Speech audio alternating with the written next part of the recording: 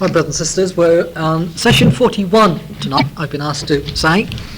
And if you remember from last time, we were looking at the conclusion of the first woe trumpet of Apocalypse chapter 9. And we're just gone back to the Gospel of John regarding verse 11, where it says they had a king over them, which is the angel of the bottomless pit, whose name in the Hebrew tongue is Abaddon, but in the Greek tongue hath his name Apollyon. And we suggested to you that the subscription written over the Master's cross was in Hebrew, in Greek and in Latin, being the three principal languages of the day.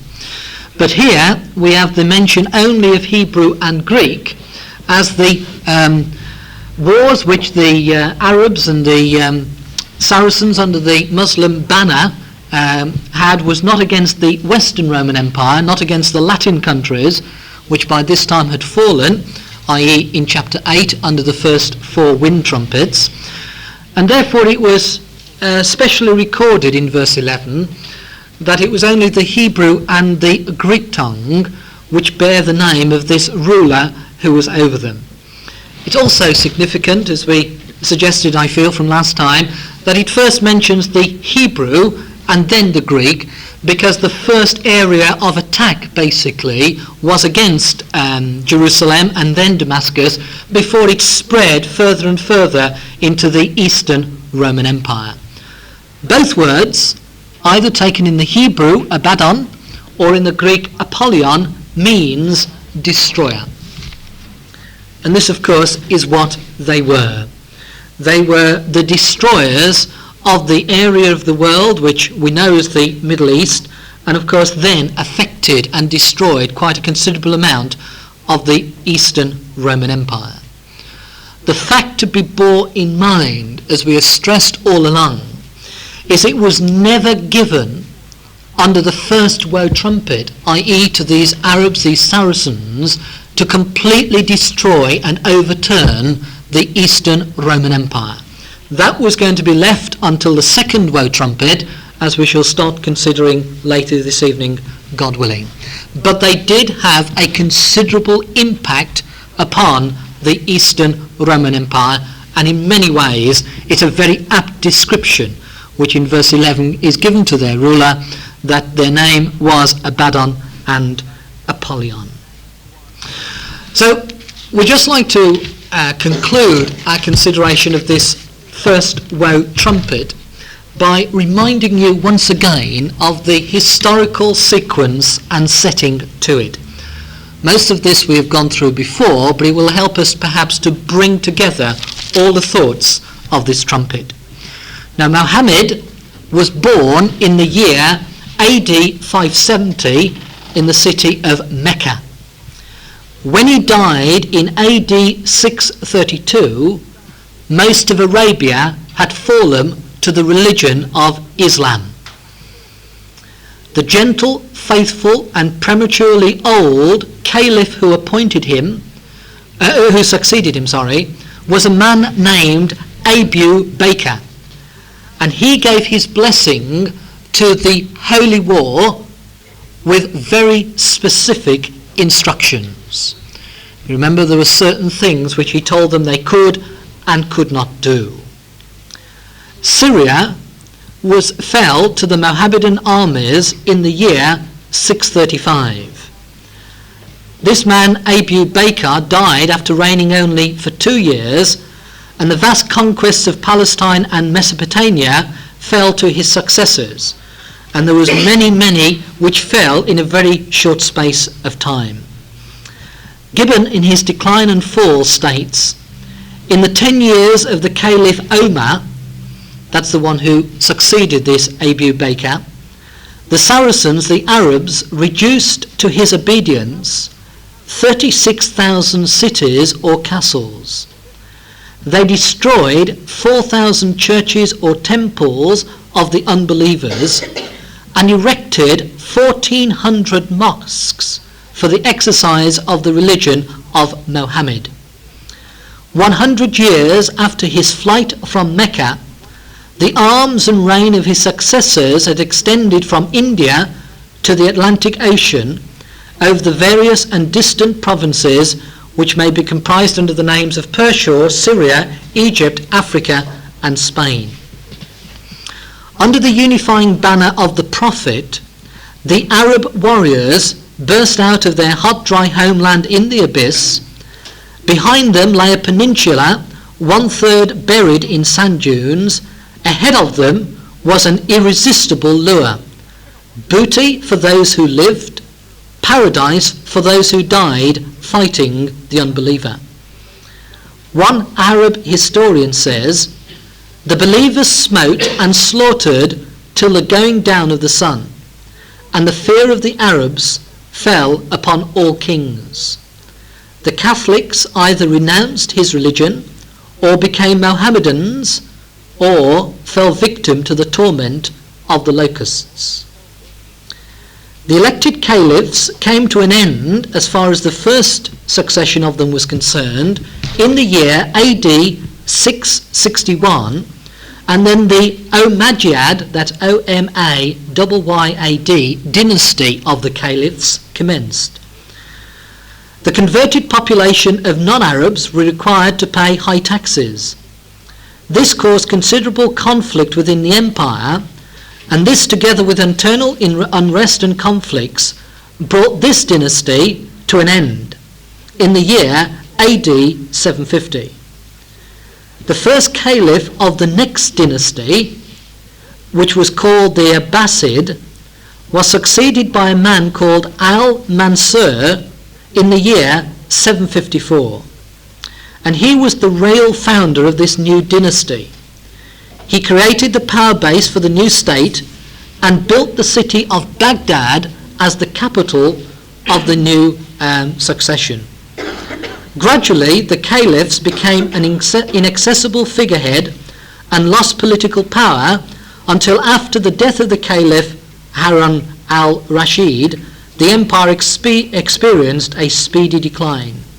Finally, in the year AD 932, the caliphs lost their political power altogether and were confined, and the caliph particular was confined to be a spiritual head of the faithful, whilst the government of the state was left to the powerful emir.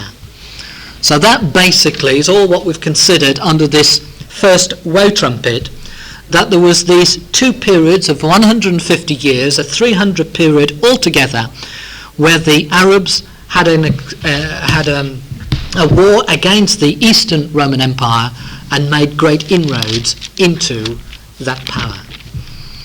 And therefore, as verse 12 says of Revelation chapter 9, one woe is past, and behold, there come two woes more hereafter. Now, before we conclude with our thoughts on what happened under the first woe trumpets, although as far as the revelation of John is concerned, their power, as far as it affected the overturning of the Roman Empire, had come to an end. Their work in the purpose of God had been accomplished. The things what we have got to acknowledge is that wasn't the end of the Muslim power. It was, as far as a political force was concerned, against Constantinople and the east of the Roman Empire. But of course the faith of Islam and the power of the Muslims has come down the generations even to our day and time. And therefore, because we read in the 9th chapter the first woe is past, that doesn't mean to say that's been the end of them. We've suggested to you in the past that this is worked many times in the purpose of God. It was necessary for Babylon to come to a complete and utter end.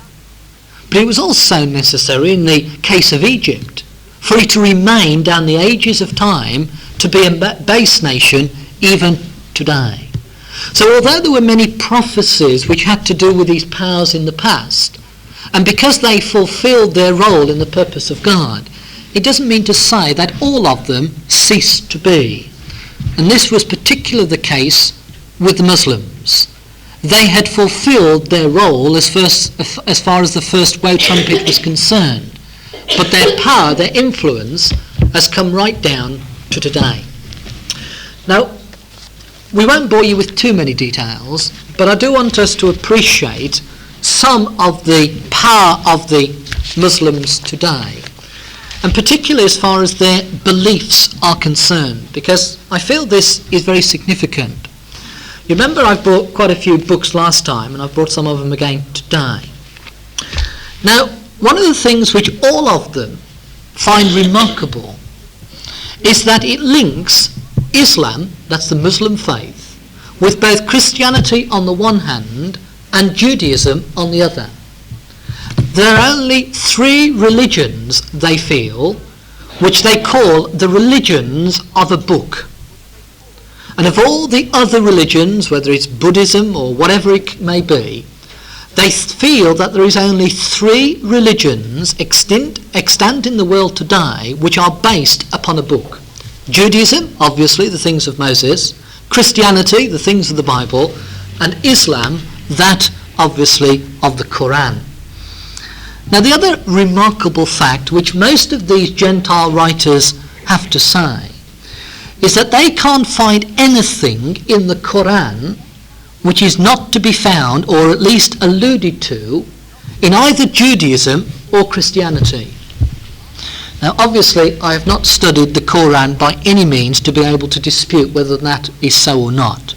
But these, obviously, authorities, which, of course, having their books in print are open to great criticism, seem to be all agreed that the religion of the Muslims is based to a very large extent upon either Judaism or Christianity. Now, that in itself, they feel, is remarkable, because basically the spread of the Muslim faith has probably been greater than any of the other 2, certainly greater than Judaism. And therefore they wonder why something which is obviously based upon 2 great faiths as Christianity and Judaism should have such widespread popularity. And none of them seem to be able to understand why the Muslim faith is such a dominant faith in the world today. Most of them again feel that generally when religions are based upon another, they have a popularity for a time and then they wane very considerably and come down just to a few here and there, but not the Muslim faith. It is spread and spread, and there's hardly a country in the world today which doesn't have a considerable number of Muslims. Even in Russia, there is quite a number to be found. And therefore, as far as we're concerned, brothers and sisters, the great thing about the Islam faith as it first appeared in very much a Catholic-dominated society as the Eastern Roman Empire was, is they believed in the one God. So of the sort of 10 basic beliefs of their faith, obviously it extends to many more, but if we could say the doctrines which they support, the first and the greatest is their belief in one God, Allah. Now, of course, this was in direct competition and confrontation with the triune or the Trinity of gods believed by the Catholics. Now, the thing about the one God as far as they are concerned is that God must always be in their hearts and minds, and they must pray to him at least 5 times a day. So every true Muslim will pray to their God 5 times a day. Now, this seems to be again a enlargement or a taking from part of the Judaism religion, which of course was based upon the Old Testament scriptures, where the Jews would pray 3 times a day. You remember the psalmist says that in the morning, at noon, and in the evening would he lift up his voice unto God. And you remember Daniel, when he prayed, also prayed the 3 times per day. And therefore they seem to have taken hold of this, and they say that all their believers must pray 5 times. The second thing which is interesting is all the earth belongs unto their God Allah. And wherever a believer prays, it is holy ground. So that the faith of Islam can be practiced wherever a believer might be. It doesn't need a particular shrine or place or country for them to pray or to have a belief in their God. That obviously is very much linked to our own beliefs. The third one which is linked, is brought before us here, is that equality before God. Now, no man, it says, needs an intercessor before their God. All men are equal. There is no respecter of persons. So they do not put Mohammed in the position of Jesus Christ to be a mediator. Now, obviously, as our own beliefs are concerned, Jesus Christ is the mediator between God and man. But in the Muslim faith, there is no need of a mediator, of an intercessor. The fourth thing, which again is very much based upon the false Christian belief, is that although at the death a man's physical body dies, his soul lives forever. So they believe very much in the immortality of the soul. And whether the soul goes to heaven or to hell depends upon the conduct of the body while it's still alive. And apparently there is great detail given in the Quran regarding heaven, the paradise, and hell, the place of torment. And that is why there is a great belief amongst the Muslims that if they die in the course of their faith, they will enjoy this tremendous paradise of bliss forevermore. Now, when we come to some of the moral codes, as apart from the doctrinal, drunkenness is totally prohibited. Islam considers intoxicating drink as the mother of all evil, and great punishment is brought to bear upon those who are drunken, and therefore to be sober is one of the tenets of their faith. The other point which it mentions here is that truthfulness is of utmost importance. Nothing should be allowed to sway a Muslim from speaking the truth. And therefore they stand very much to the point that anything a true Muslim says is to be accepted and believed, because no true Muslim would ever tell a lie. The next point as far as the moral code is concerned is that adultery is strictly forbidden. There is nothing which Allah abhors more than adultery. And it goes on further and says, the eye and the tongue can commit adultery, which obviously is the very essence of the Sermon on the Mount, when the Master obviously goes further than the actual act by saying if you look upon a woman to lust after her, that you've committed adultery already. The next point it speaks about is the acts of kindness, the acts of charity, and their general concern for each other. And therefore it is very much part of the sayings of Mohammed that charity, that kindness one to another, should be carried out. And this kindness doesn't just apply to man, but also is their duty to animals. There is no beast on earth nor bird that flies, but the same is a creature like unto you, and to God shall they return. So directly opposed to the wise man in the book of Ecclesiastes, where he says that the that the animals return to the dust of the ground, they feel that animals will enjoy either paradise or torment, depending upon their circumstances. How an animal can obviously be found condemned, I just don't know, but that's one of their beliefs. And of course, the thing which they are in conflict with Christianity, but perhaps more in akin to the teaching of Judaism, particularly in the Old Testament scriptures, is that they are allowed to marry more than one wife. Polygamy is allowed amongst the Muslims. They can marry up to 4 wives on one proviso, that each one of them is taken care of. They can't get rid of one to marry another, but they are allowed to be married to 4 at any time, providing the 4 are supported. And that is practiced even to today.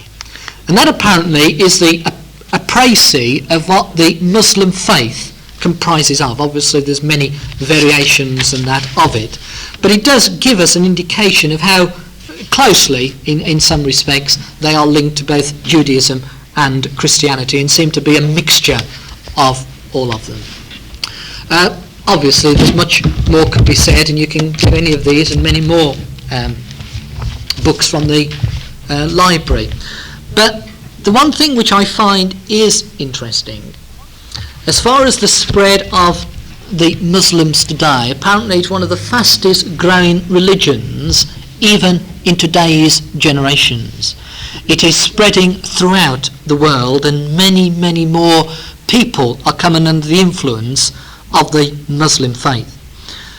But the one thing which, and it's too long an article to relate to you, but basically what it is saying, that the fundamental difference between the Muslim faith today and what it has been down the centuries is that it's adapting to change and the circumstances of the environment in which it finds itself more perhaps than any other faith. In other words, they are willing to bend their faith to suit their circumstances. Now this would be in direct conflict with the teaching of Mohammed itself. But they are finding, and I can only again accept the research which has been done on the matter, there are many examples where if a certain hurdle is in their way, because either politically or socially it might be more advantageous to bend their faith to some degree, they are doing it. For example, one of the doctrines of Mohammedanism is certain things like, if someone is caught thieving, one of their basic fundamental faiths contained in the Quran is anybody caught has their hands chopped off. Literally, it's the amputation of the hand for anybody who's caught thieving. Now obviously this has brought them into direct conflict with the human rights campaign. And again, if anyone has had illicit sex relationships, they are stoned automatically under the Muslim faith. Now again, not every government, not every country would allow this tenet of their faith to be carried out. And therefore, although Muhammad has said it, although the Quran preaches it, they're having to modify their beliefs to conform to their standing in the world today. Another one seems to be, shall we say, more difficult for them than others. The Quran prohibits altogether putting their money to usury. If they find that they have got more money than they need themselves, the attitude of the Quran is that it is distributed to those in need. They should never invest their money so that they may get interest return upon that which they have invested. But of course, most of the oil-rich countries come under the auspices of the Muslim faith. And they have had great problems in reconciling what to do with all the money they have acquired through their wealth as far as the oil reserves are concerned and what the Quran teaches. And they now have come to the conclusion, and this is what it states, that it does not preclude them from investing on bank deposits or stocks and shares, providing there is a fixed rate of interest. They will not allow their money to go up and down according to the fluctuations of a market. But if they can invest on a fixed rate of interest, then they feel that's not putting your money to usury.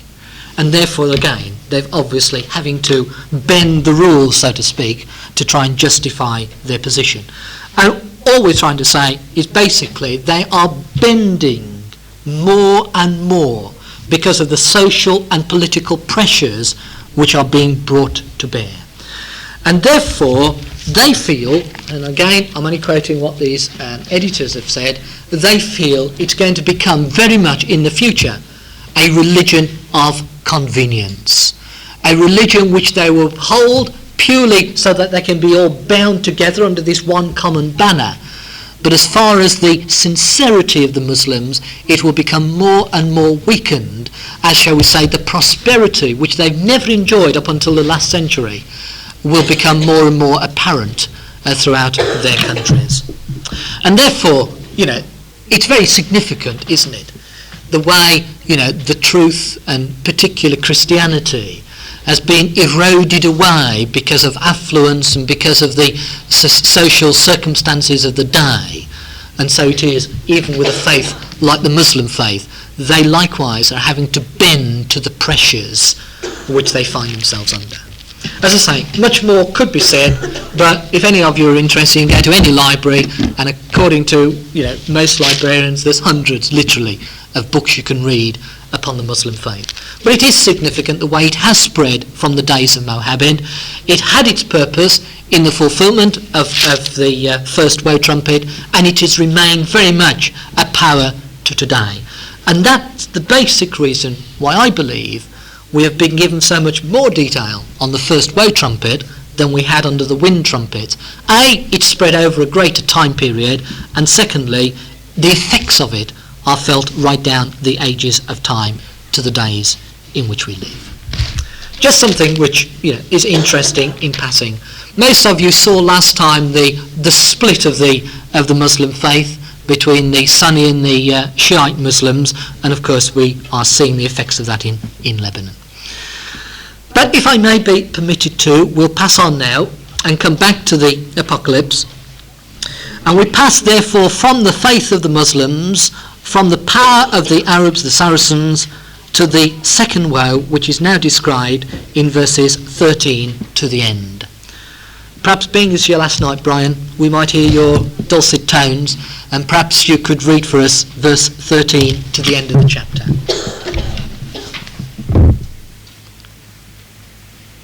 The sixth angel sounded. I heard a voice from the four horns of the golden altar which is before God, saying to the sixth angel which had the trumpet, Loose the four angels which are bound in the great river Euphrates. And the four angels were loosed, which were prepared for an hour, and a day, and a month, and a year, for to slay the third part of men. And the number of the army of the horsemen were 200,000, and I heard the number of them. And thus I saw the horses in the vision, and them that sat on them, having breastplates of fire, and of jacinth, and brimstone. And the heads of the horses were as the heads of lions, and out of their mouths issued fire, and smoke, and brimstone. By these three was the third part of men killed, by the fire, and by the smoke, and by the brimstone, which issued out of their mouths. For their power is in their mouth, and in their tails. For their tails were like unto serpents, and have heads, and with them they do hurt. And the rest of the men, which were not killed by these plagues, yet repented not of the works of their hands, that they should not worship devils and idols of gold, and silver, and brass, of stone, and of wood, neither can see, nor hear, nor walk.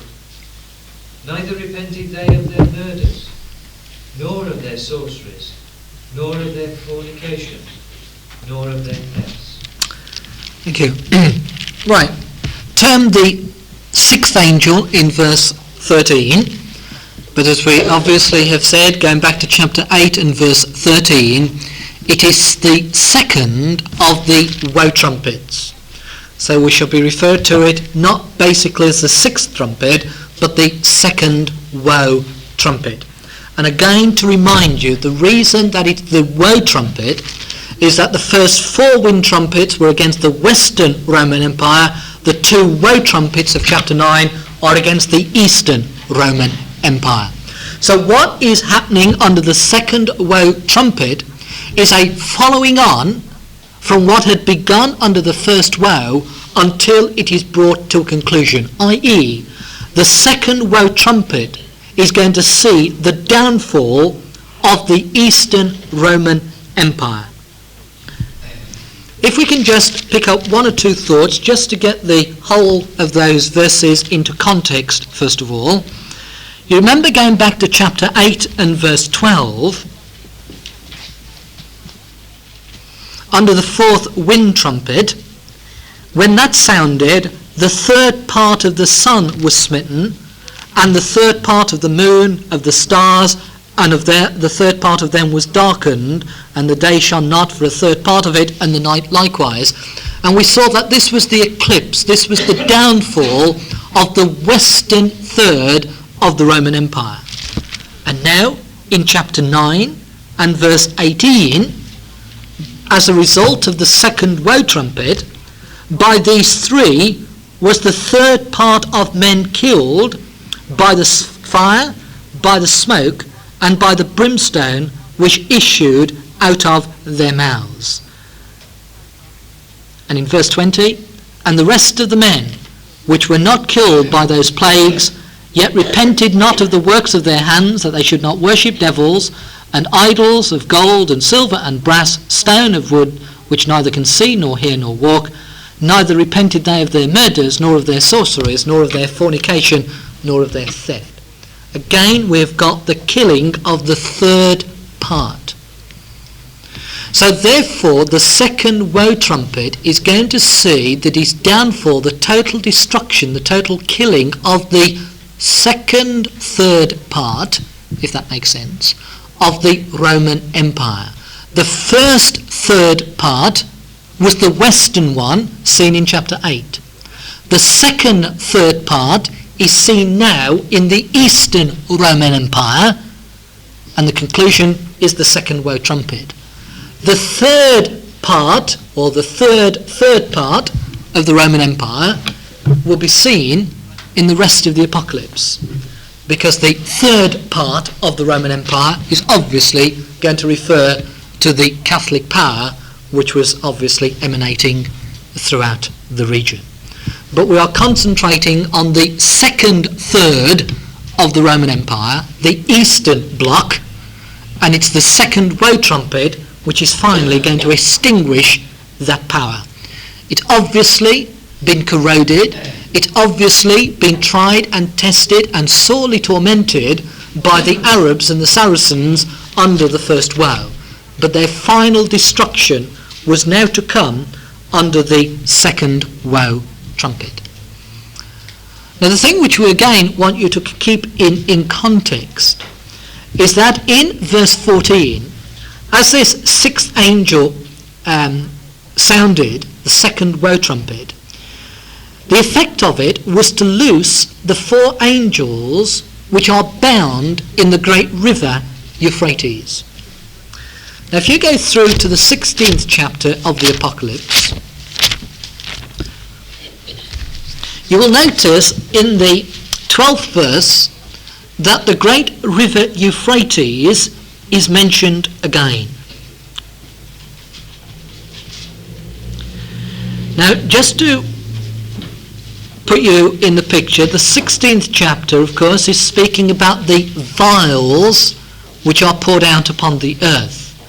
Now, remember again from your charts, as the seals gave way to the trumpets, so the trumpets in turn give way to the vials, and the vials give way to the thunders. So when we come to the 16th chapter of the Apocalypse, what you find with the list of the vials which are given to us in the 16th chapter, it's the enlargement of the third woe trumpet. Again, as we've seen with the seventh seal, we're not given any details about the seventh seal because the seventh seal comprises the seven trumpets. And likewise again, we're given no details about the seventh trumpet or the third woe trumpet, because the two are exactly the same, because the seventh trumpet is given as 7 vials. So what we've got in the 16th chapter are the details of the 7 trumpets, the sounding of the third woe trumpet. And one of these vials is mentioned in verse 12 of chapter 16, as the 6th angel poured out his vial upon the great river Euphrates, and the water thereof was dried up, that the way of the kings of the east might be prepared. And the eventual outcome of this sixth vial is given to us in verse 15. Behold, I come as a thief. Blessed is he that watcheth and keepeth his garments, lest he walk naked and they see his shame. And he gathered them together into a place called in the Hebrew tongue Armageddon. And all that takes place under the sixth vial. And of course we therefore are today living under the symbology of the sixth vial, because the Master, behold I come as a thief, of verse 15, has not yet arrived. And therefore the details of the sixth vial are the days in which we are living. But the point which I want you to notice is how that it affects the great river Euphrates. And the effect of the sixth vial was the drying up of the great river Euphrates. Not the river literally, as we shall see in a few moments, but that which is symbolized by the great river Euphrates. So you must link that back to chapter 9 and verse 14.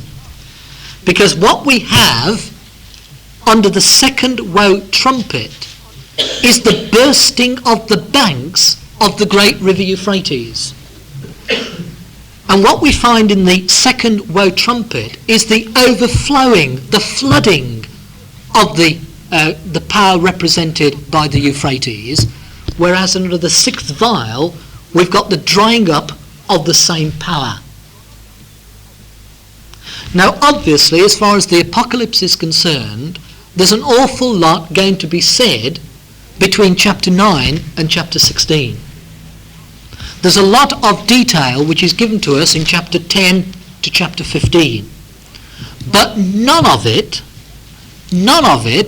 is basically going to affect what we're going to consider under chapter 9 and what we've just looked at under chapter 16.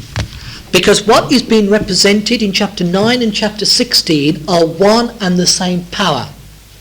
In the first instance, as they come to power and as they overflow the banks, as it were, of the Euphrates and flood the whole of the territory which they are going to occupy, whereas in the 16th chapter we've just got the reverse. We've got the drying up. We've got the cessation, basically, of the power which rose to such considerable heights in the 9th chapter. Between them, most of what's going to occupy our thoughts is going to be either chapters again about the kingdom age for encouragement, or God's dealing with the Roman Catholic system. And therefore, basically, chapter 9 to chapter 16 are linked together with first the uprise, the rising to power of that symbolized as the great river Euphrates, whereas in chapter 16 we have got the cessation, we've got the drying up, the coming to the end of that same power. It's very, very significant, brothers and sisters, the way that God has arranged these chapters. Because as we come to the end of the details in chapter 9, as far as the great river Euphratean power is concerned, chapter 10 gives us a great glorious picture of the kingdom. It gives us a picture of the rainbowed angel, the Lord Jesus Christ, with his saints, as he will become victorious in his conquest of this earth. And again, when we go to the 16th chapter, behold, I come as a thief, and he gathers them together in the place called in the Hebrew tongue Armageddon.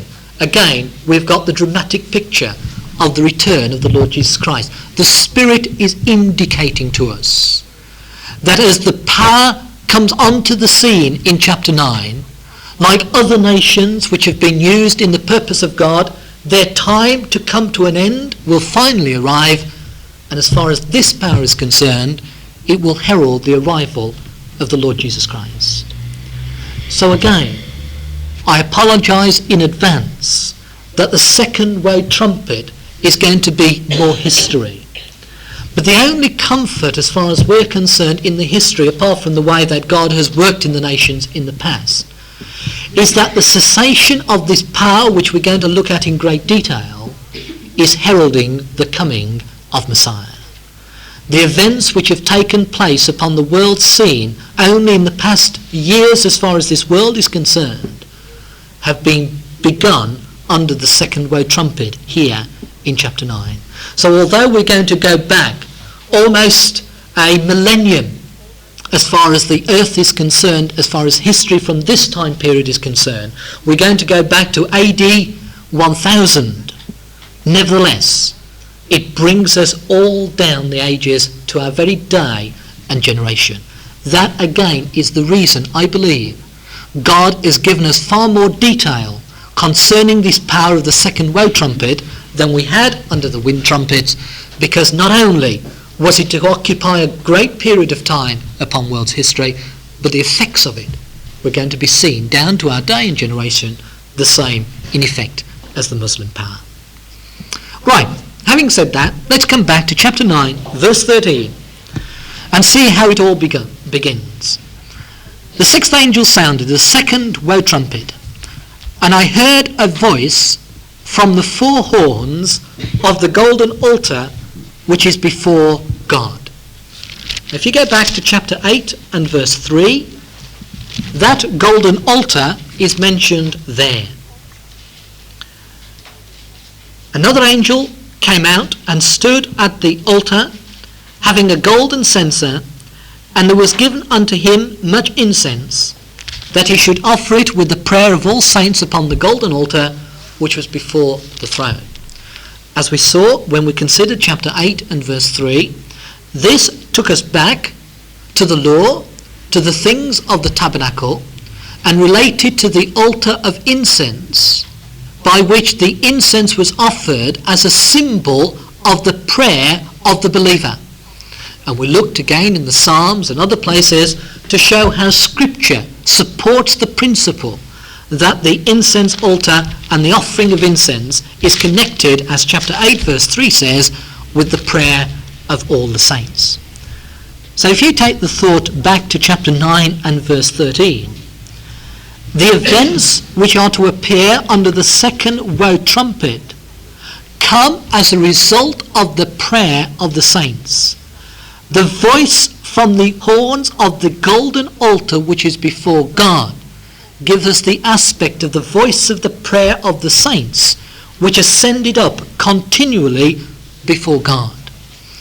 Now one can reflect on this and say, well, in one respect, because the purpose of God has been determined before the beginning of time, before creation ever became a reality, God, knowing the end from the beginning, would know exactly how that purpose was to be worked out. And there would be no way, one could argue, that the prayer of the saints could alter one iota that predetermined purpose. As the same argument relates to the coming of Christ. The day has been appointed in which the Lord Jesus Christ will return to this earth. And that is true. The day has also been set in which he will judge the world in righteousness. Everything has been predetermined.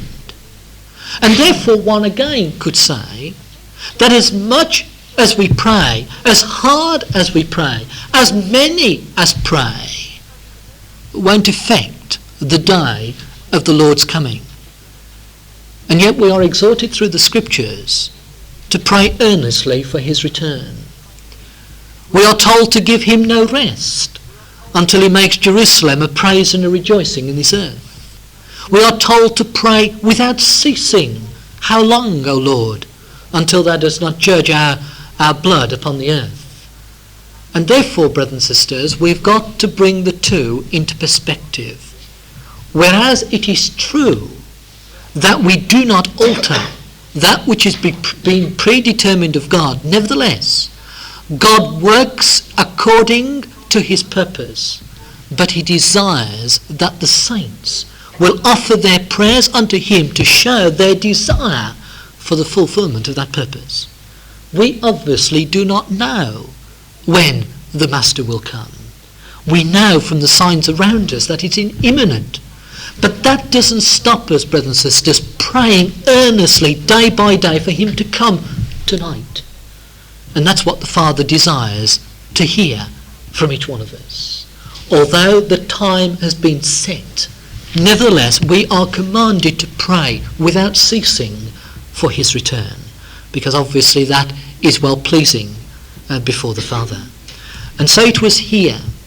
It was the prayer of our brethren and sisters ascending before the throne on high, where God heard and answered their prayer as he brought the answer to what they had prayed, the vengeance of their blood upon those who dwell upon the earth. And this was now going to be apparent as God was bringing his final judgment upon the Roman Empire. And so the second woe is going to see the total collapse, the total demise of that great power which had ruled the world for so long. And so the prayer of the saints, ascending to the Father, the instruction was given to the second woe trumpeter, loose the 4 angels which are bound in the great river Euphrates.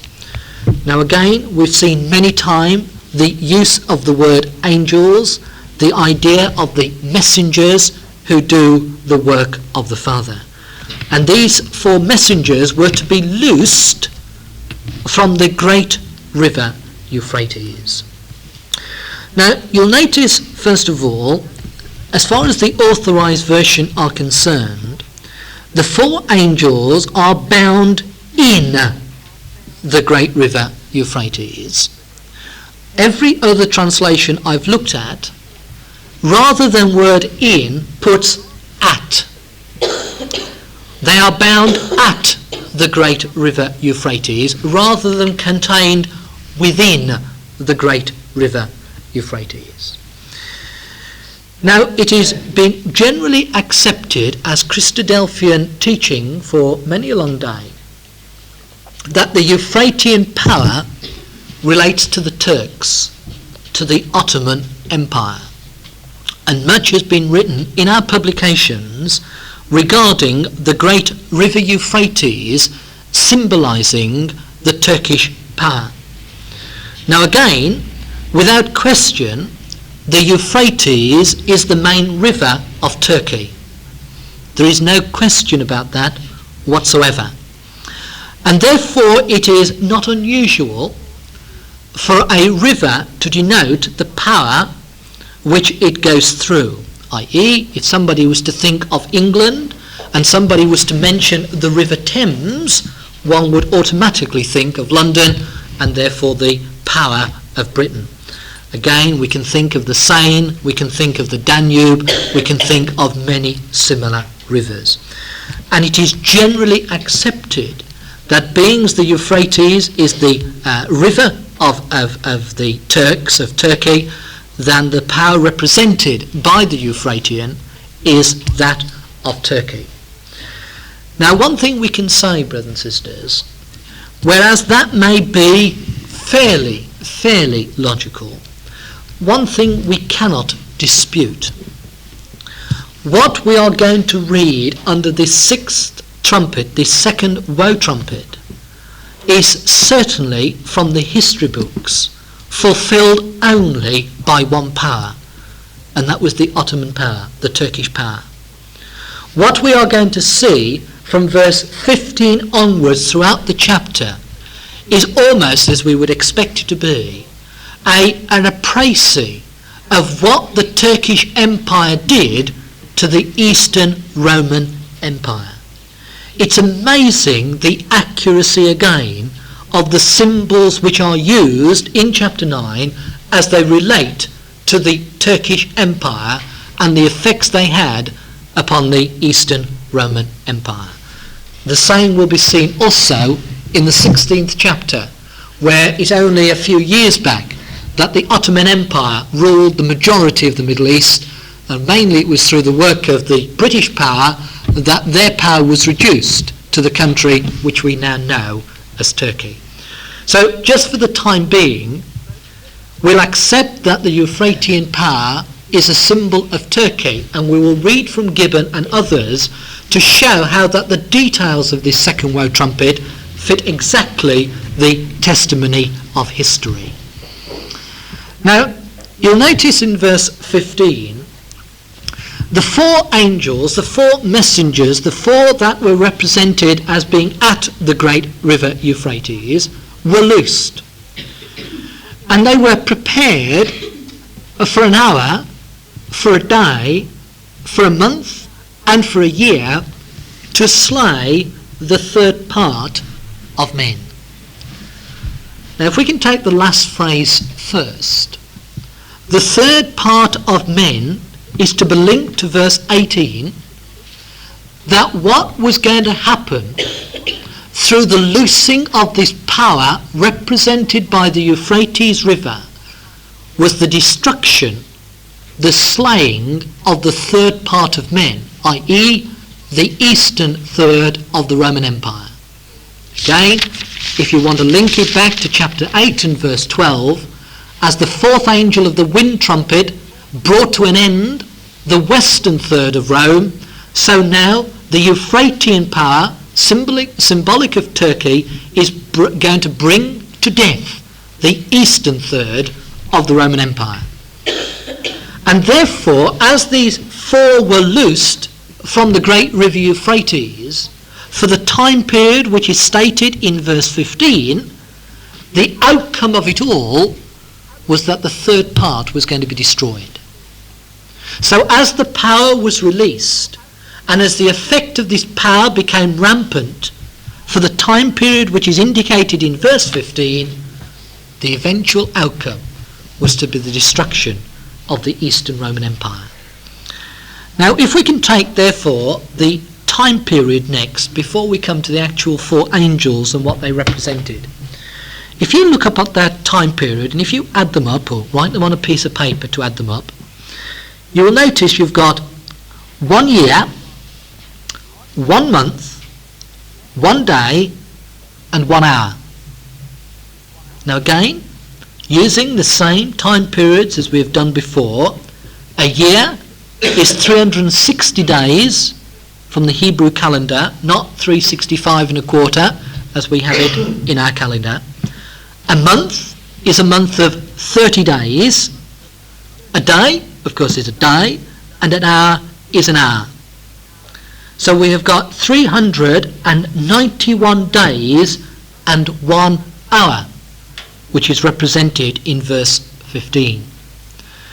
Now, using the same principle as we've used before on the day for a year principle, and we read it in our readings on Saturday from the book of Numbers, when Israel were caused to wander in the wilderness for 40 years, and the Spirit word says, for every day that they searched out the land with the 12 spies, the day for the year principle would apply, and therefore God would cause them to wander for 40 years. Do you want the reference, Trevor? You're looking puzzled. No, you're right. Right, it's in Numbers 14 for those who do want to turn it up, but I mean we've looked at it so many times. So the 391 days becomes 391 years. The hour is the 12th part of the day. Remember, we work from the Jewish calendar on the morning and evening period. It's a 12-hour day and a 12-hour night, not the 24-hour clock which we use, and therefore the hour is the 12th part of the day, and therefore a 12th part of the year is 1 month. Therefore, upon the very same basis which we have considered before, we have represented for us 391 years and 1 month. And therefore, from the loosing of this Euphratian power until it fulfills the purpose of God in slaying the third part of men, was to be exactly 391 years and 1 month. And you will not obviously disbelieve, because we are going to show from Gibbon this is true, but that was exactly the time period which the Ottoman power needed to bring about the destruction of the Eastern Roman Empire. It commenced on the 27th of April, AD 1062, and it ended on the 28th of May, 1453. 391 years and 1 month. And history records the details. The 27th of April, 1062 to the 28th of May, 1453. How much time have I got, Jones? 2 minutes. Right. Now, we won't go into the history. We've only got a couple of minutes left. What next time, God willing, we will show is firstly from the history books the beginning of the power of the Turk. We will show how it began, not in such a dramatic way as Mohammed, but nevertheless there was a very distinct starting point as far as the releasing almost of the power of the Turk as it's described here in the second world trumpet, and through the various things which happened until he brought about the total end of the Roman Empire, the Eastern Roman Empire, in 1453. And then, from then on, we'll look at the symbols which are given in the second world trumpet and see how remarkable the accuracy of them is compared to the details of history. And therefore it's remarkable again to me, brothers and sisters, that the very hour almost of the very day of the year in which these things were to be accomplished is given to us, well in advance, of course, of when they actually were fulfilled. Which leads us to conclude once more. It's the Most High which ruleth in the kingdoms of men, and only he could have prophesied in such accuracy the details of the events.